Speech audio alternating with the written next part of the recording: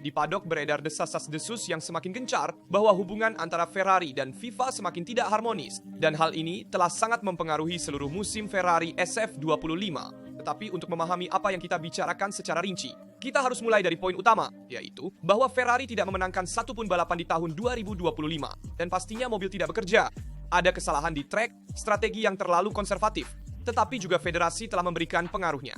Dalam video hari ini, kita akan melihat mengapa. Di mana FIFA campur tangan, kita akan melihat mengapa kelompok trek Ferrari berisiko dan beberapa anggota mungkin meninggalkan Maranello. Kita akan melihat pernyataan Pak Tracy tentang Hamilton, kita berbicara tentang Leclerc, tentang Sainz. Tetapi yang terpenting, kita harus memahami mengapa Red Bull terus mengembangkan mobil pada tahun 2025, ketika semua orang sudah memikirkan tahun 2026. Sebelum kita mulai, pastikan untuk memberi dukungan dengan menyukai, dan sekarang kita lihat semuanya secara rinci. Di padok berbisik tentang hubungan yang tidak harmonis dengan FIFA.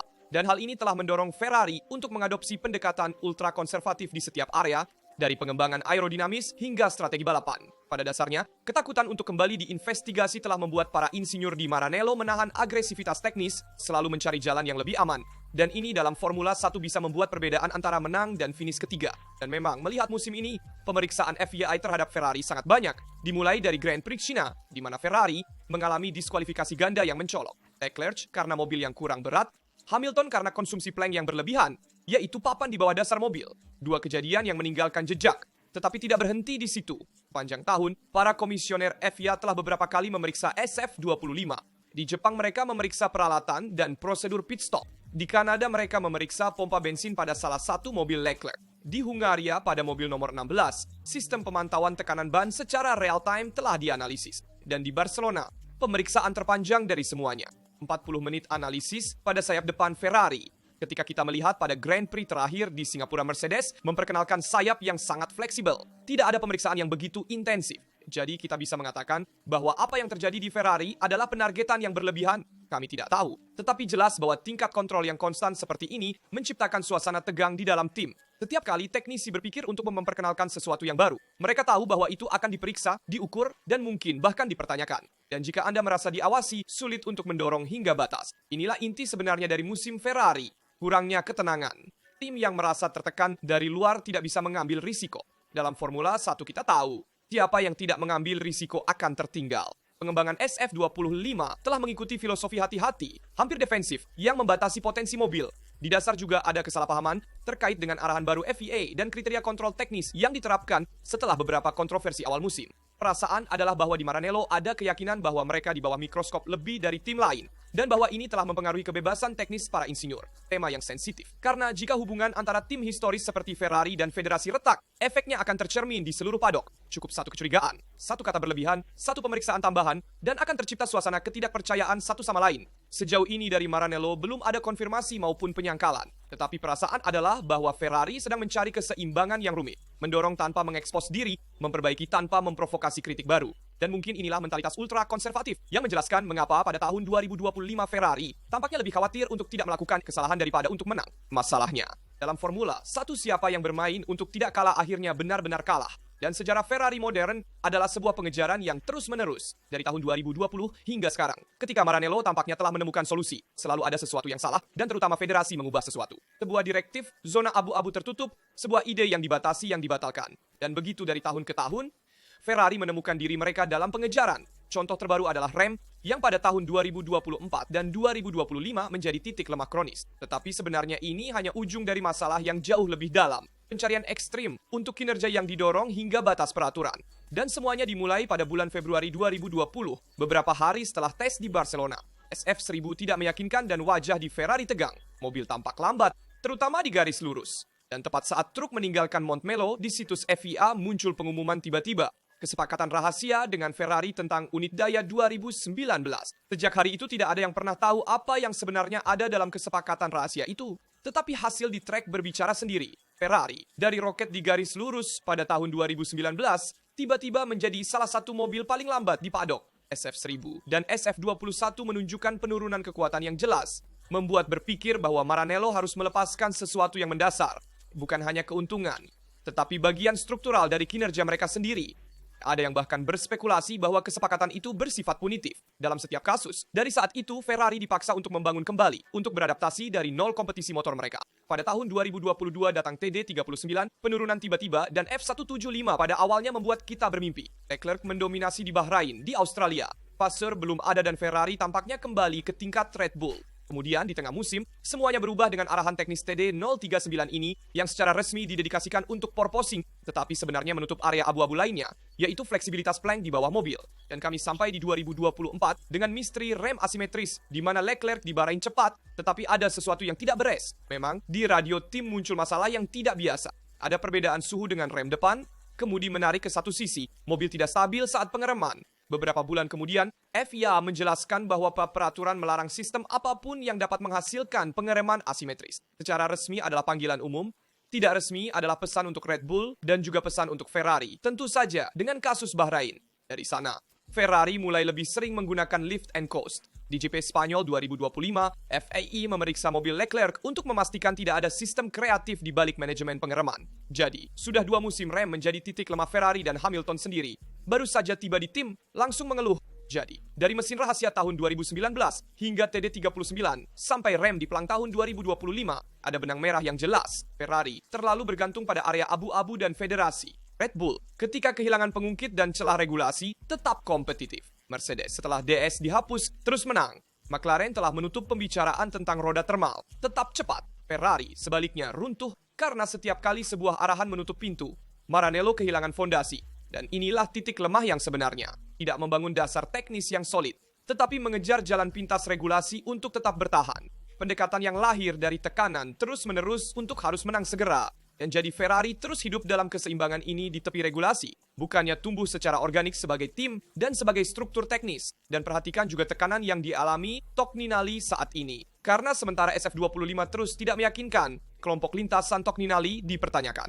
Memang di balik layar, suasana menjadi berat, ketegangan antara Vasseur dan beberapa orang kunci meningkat, sementara Hamilton kabarnya telah mengirimkan dokumen internal baru dengan pengamatan yang cukup langsung tentang cara tim bekerja selama akhir pekan balapan. Ketenangan di awal musim setelah konfirmasi Frederick Vasseur berlangsung sangat singkat. Hari ini di Maranello dibicarakan tentang gesekan. Insinyur siap pergi, dan tim yang tampaknya tidak menemukan arah yang jelas. Dan di Singapura foto krisis tampak jelas. Sebuah mobil yang pada hari Jumat tampaknya kompetitif, tetapi begitu lampu lalu lintas menyala pada hari Sabtu dan Minggu kehilangan ritme dan konsistensi sepenuhnya. Sebuah skenario yang terlalu sering diulang, long run yang baik, kepercayaan yang tumbuh dan kemudian penurunan. Masalah klasik dari mobil yang sulit dimasukkan ke jendela yang tepat dan kelompok yang tidak dapat bereaksi secara terkoordinasi. Dan ini yang membawa perhatian pada tim Tocninali yang bertanggung jawab atas operasi di lintasan. Menurut sumber internal, posisi Tocninali tidak lagi begitu solid. Masalahnya bukan hanya teknis, tetapi juga metode, prosedur yang perlu ditinjau, komunikasi yang perlu ditingkatkan, dan terlalu banyak kebingungan dalam rantai komando antara siapa yang memutuskan apa dan kapan. Dalam konteks ini juga masuk langkah Lewis Hamilton, juara dunia 7 kali. Setelah akhir pekan yang sulit di Monza dan Singapura, kabarnya telah mengirimkan laporan rahasia kepada pimpinan Ferrari, sebuah dokumen dengan pengamatan langsung tentang strategi, proses, dan pengelolaan sesi latihan bebas. Intinya, Hamilton ingin memiliki lebih banyak suara dalam cara tim bekerja di sekitarnya. Tetapi dia menghadapi birokrasi internal yang sering memperlambat segalanya. Dan ini adalah fase di mana Mercedes dan Red Bull sedang mendorong keras dan ini adalah masalah besar, kabarnya. Beberapa insinyur dari kelompok lintasan sedang mempertimbangkan untuk meninggalkan Maranello, sementara yang lain yang sudah dihubungi oleh Vasseur harus segera bergabung untuk memperkuat area teknis menjelang tahun 2026. Prancis di pihaknya telah merancang rantai komando baru, tetapi suasana tetap tegang. Setiap keputusan dianggap sebagai tanda krisis atau revolusi. Dan kenyataannya adalah Ferrari sedang mengalami fase identitas yang rapuh. Tidak cukup hanya dengan mengganti nama atau membawa kembali beberapa teknisi dari tim lain. Diperlukan visi yang unik dan berbagi yang saat ini tidak terlihat. Dan semakin kita melanjutkan musim ini, semakin banyak orang kehilangan kepercayaan pada Vasseur yang awalnya tampak sebagai pemimpin yang mampu mengembalikan Ferrari untuk bersaing memperebutkan kemenangan. Dan hingga saat ini semakin banyak diserang oleh berbagai pernyataan publik dari mantan pembalap dan juga jurnalis. Katakanlah dia telah menjadi target krisis yang dialami Ferrari saat ini. Mario Andretti, juara dunia pada tahun 1978, mengatakan pendapatnya ketika ditanya apakah dia kehilangan kepercayaan pada Frederick Vasseur. Dia menjawab dengan tegas dan dingin ya. Satu kata saja, tetapi cukup untuk memicu gempa. Karena Andretti bukan hanya legenda Formula 1, dia juga anggota Dewan Direksi Cadillac Formula 1, tim yang pada tahun 2026 akan secara resuk ke kejuaraan dunia, dan setidaknya untuk beberapa tahun pertama akan berkompetisi dengan mesin Ferrari, sebuah aliansi strategis yang baru saja ditandatangani yang sekarang berisiko dimulai dengan retakan, yaitu kepercayaan dalam manajemen Maranello. Baru-baru ini, Vasseur telah menandatangani kontrak jangka panjang.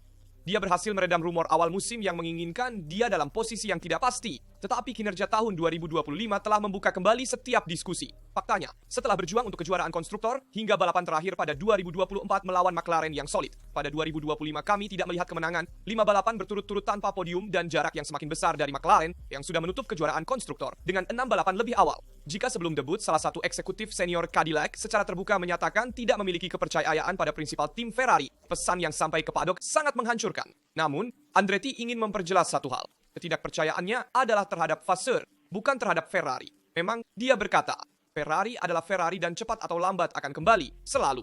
Masalah yang dihadapi Andretti adalah tidak ada kepemimpinan di dalam tim. Hari ini Ferrari tidak memiliki pemimpin, tidak memiliki arahan, dan yang terpenting tidak memiliki jiwa.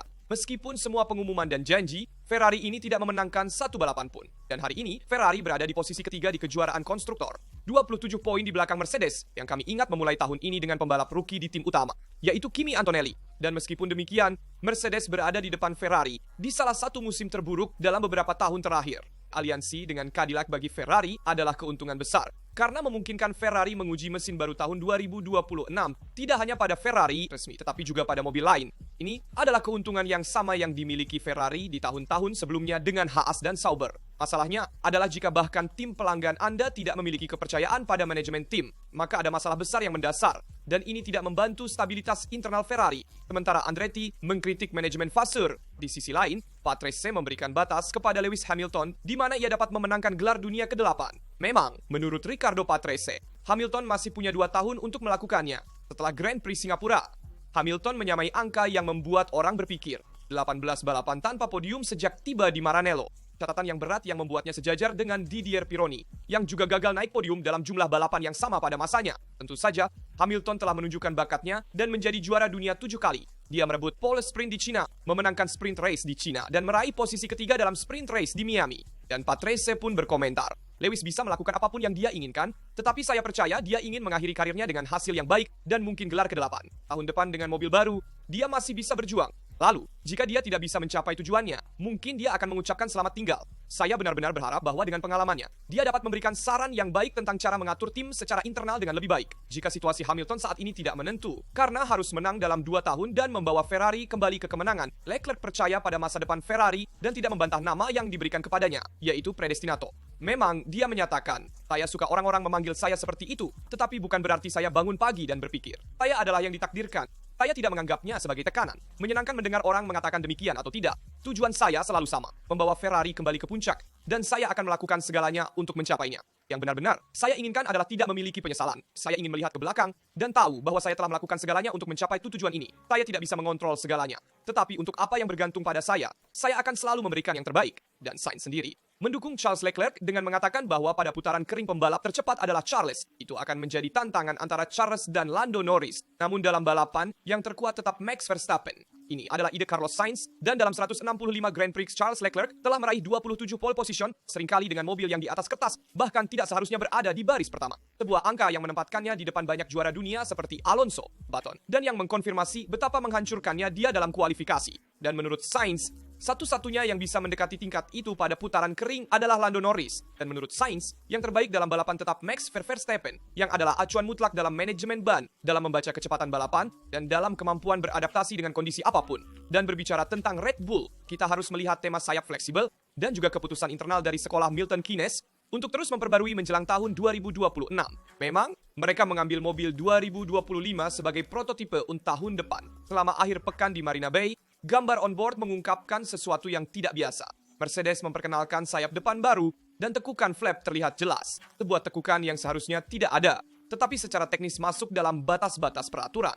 Memang, struktur internal sayap telah sepenuhnya didesain ulang. Tim di Brackley telah bekerja selama berbulan-bulan pada bahan serat karbon, mendapatkan fleksibilitas yang lebih tinggi sambil melewati tes statis dari FIA. Secara praktis, sayap itu membengkok dalam gerakan, tetapi tidak cukup untuk melanggar parameter resmi. Hasilnya, Mercedes berhasil memulihkan sebagian dari kinerja yang hilang dengan arahan teknis tahun 2023. Sebuah terobosan jenius teknis yang kebetulan bertepatan dengan kembalinya Mercedes ke kemenangan. Dan Red Bull tidak tinggal diam. Faktanya, Red Bull terus mengembangkan aerodinamika depan, dan di Milton Keynes mereka membawa lebih dari 6 konfigurasi berbeda dari sayap depan. Di Singapura, RB21 secara drastis mengurangi understeer dan penyangga flap diposisikan lebih keluar, dengan mikrotekukan yang terkontrol. Tapi mengapa FIA tidak campur tangan? Selama mobil-mobil mematuhi tes yang ditentukan oleh peraturan, federasi tidak memiliki dasar yang konkret untuk campur tangan. Untuk itu, di paddock banyak yang secara terbuka mengatakan bahwa pertempuran aerodinamika 2025 akan dimenangkan pada mikrofleksi. Fleksi. Siapapun yang bisa membuat sayap bekerja pada titik yang tepat mendapatkan beban pak kehilangan hambatan. Dalam kejuaraan di mana persepuluhan bernilai dunia, bahkan fleksi beberapa milimeter dapat membuat perbedaan. Dan Red Bull yang sama, seperti yang juga dikonfirmasi oleh Pierre Weische, akan terus memperbarui mobilnya. Kami masih memiliki beberapa pembaruan yang akan datang, meskipun bukan di Grand Prix berikutnya, tetapi tidak lama setelahnya. Klasemen konstruktor masih terbuka dan bagi kami sangat penting. Tetapi secara umum filosofi tim jelas, kami tidak pernah melewatkan peluang apapun. Faktanya, hingga saat ini Red Bull berada di posisi ketiga di kejuaraan konstruktor dengan selisih 8 poin dari Ferrari dan 35 poin dari Mercedes. Dan tentunya Red Bull mengincar posisi kedua di antara tim-tim yang akan memberikan poin prestise dan juga bonus penting. Intinya, Red Bull berinvestasi pada 2025 untuk mendominasi pada 2026. Ini adalah strategi tim Milton Keynes. Faktanya, dalam beberapa bulan terakhir, beberapa tim telah mengurangi pembaruan untuk mengalihkan anggaran dan jam di terowongan angin ke 2026. Namun Red Bull tidak. Laurent Wache mengatakan hal itu setelah Monza. Kami mengambil beberapa risiko untuk memahami apa yang membatasi proyek tahun ini. Dan data ini akan digunakan untuk membangun model simulasi yang lebih tepat, yang akan menjadi dasar bagi mobil tahun 2026. Untuk itu, Red Bull sedang berinvestasi dan memperbarui cara model virtualnya menginterpretasikan kenyataan. Ini adalah pekerjaan yang tidak terlihat, tetapi disitulah gelar dimenangkan. Karena 90% desain dilakukan di lingkungan virtual dengan CFD, simulasi dinamis, dan terowongan angin digital. Dan Juan Pablo Montoya juga berspekulasi tentang situasi Mercedes dan Red Bull, dan mengatakan, Mercedes tidak membutuhkan Verstappen dengan Russell seperti itu. Saya tidak tahu apa yang Toto pikirkan, tetapi George menunjukkan bahwa mereka tidak membutuhkan Max. Itulah yang dikatakan Montoya. Russell di masa depan bisa sekuat Verstappen. Tahun ini, dia memenangkan 2 balapan dengan mobil yang secara teori tidak memenuhi syarat untuk unggul. Intinya, menurut Montoya masa depan adalah George Russell untuk Mercedes. Berbeda dengan musim panas ini, ketika Toto Wolff beberapa kali mencoba meyakinkan Max Verstappen untuk membawanya ke Mercedes. Hingga saat ini garis Mercedes sudah jelas. Mereka ingin mempertahankan pasangan pembalap saat ini. Karena Russell tetap menjadi orang referensi di Mercedes, pembalap utama. Sementara Kimi Antonelli mewakili masa depan tim. Dia masih memiliki banyak jalan di depan, masih harus tumbuh dan mendapatkan pengalaman. Tetapi sudah menjadi bakat luar biasa, terbukti dalam banyak kesempatan. Dan Sainz berspekulasi tentang mesin Mercedes 2026. Faktanya, dia sendiri mengatakan bahwa dia memilih Williams untuk 2025, terutama karena mesin Mercedes 2026. Dia menyatakan, saya sangat percaya pada mesin Mercedes. Ini adalah salah satu alasan utama mengapa saya memilih Williams menjelang perubahan regulasi 2026.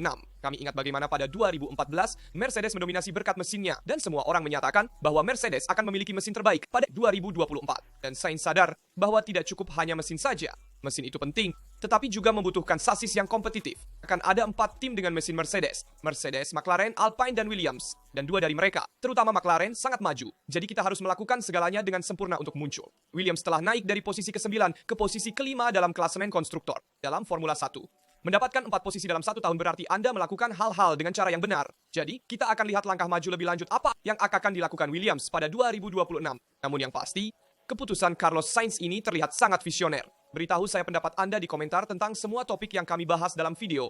Dari penekanan FIA terhadap Ferrari, dari penarikan beberapa insinyur dari grup Trek Maranello, dan tentunya pernyataan dari Riccardo Patrese, Leclerc, Sainz, dan juga situasi saat ini Red Bull dan Mercedes. Seperti biasa, saya ingatkan untuk memberikan like berlangganan dan mengaktifkan notifikasi agar tidak ketinggalan video di channel. Di sini dari Rasta semuanya, sampai jumpa di video berikutnya.